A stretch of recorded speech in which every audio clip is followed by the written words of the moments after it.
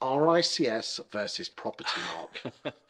Today I'm joined by Michael Holden, who is the president of the National Association of Estate Agents Propertymark, but he also used to be on the global board for the RICS. So we are quite honoured to have someone who has been senior in both roles.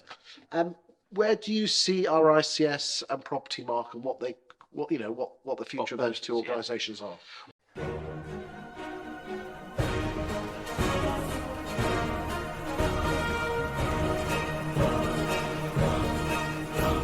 Both organisations are moving forward, and it isn't like Frankie Goes to Hollywood, Welcome to the Pleasure Dome, where you've got one president in one side and one president at the other, and they're fighting it out. It's not about that. It's about collaboration. There is so much to benefit from collaboration between two professional bodies. And I'm not just saying RICS and Propertymark, I'm talking across the real estate industry here, Chris.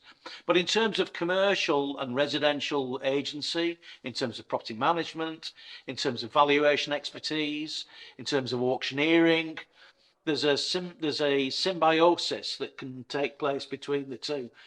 I've been welcoming colleagues across, from RICS to come along to our events, and I'm talking at RICS events as well. I'll give you an example. In Glasgow, I'd invited the board member from RICS Scotland. They came along and they enjoyed themselves, and I really appreciated that. Had a member of a major firm there, in the Glasgow conference. In Brighton, Mariad, who is very senior within the RICS, she came along because I'd invited her, but to support what we were doing. I really appreciate that side of things. We had another one up at Avery & Co. in a conference in Liverpool, and I gave a presentation about Propertymark to a load of surveyors in a room there, and it was well received. Grassroots work together well, and we can maybe start on that in terms of like what our regional executives can do. I know that some of my sons are going out. I know William's going out there as a Propertymark and a chartered surveyor member. He's going out to see our colleagues in estate agents in the locality to talk to them about what we do. So there'll be a meeting of minds, and there's so much that can come from that.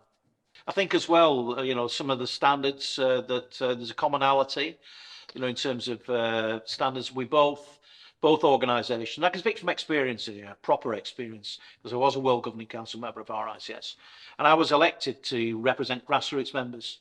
So I'm not a one-foot thinker that way. I'm thinking globally, in terms of what we can do. But there's so much that we should do, a commonality between our two professional bodies. But that can take us across the pond to America, and it can take us into Europe and that type of thing.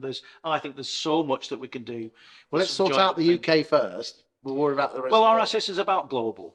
RICS has gone global, and and the criticism of the previous cohort at RICS is that we've gone global, and and a lot of the grassroots members said, "Well, you've left us alone."